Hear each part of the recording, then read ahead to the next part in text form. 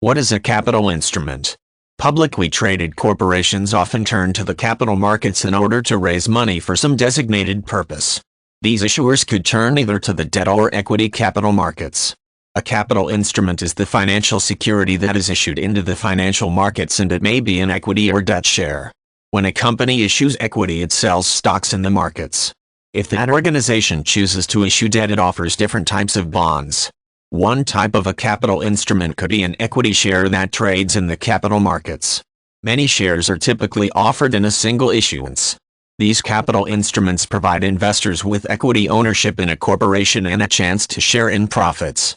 Also, investors become exposed to risk because there is no guarantee that the value of an equity share will rise.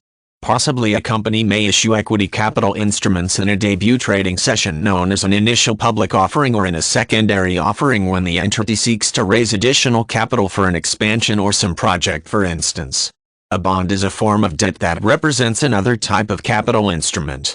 Bond issuers could be corporations or municipalities, for instance, and investors represent the lenders of this debt. Capital instruments in the debt market have interest rates attached that dictate a return that investors will earn on the allocation. Also, a time duration is joined to a bond, and this determines the period of time over which interest payments will be made to investors before the principal amount is returned.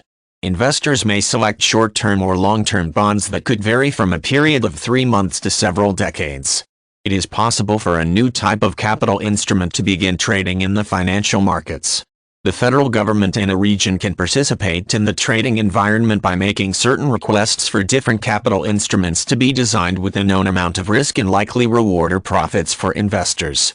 These financial securities might have unique characteristics, such as entering the markets as a security with debt-like features but later being converted into shares of equity that were designed to help a specific type of issuing entity, such as one that might be in financial distress.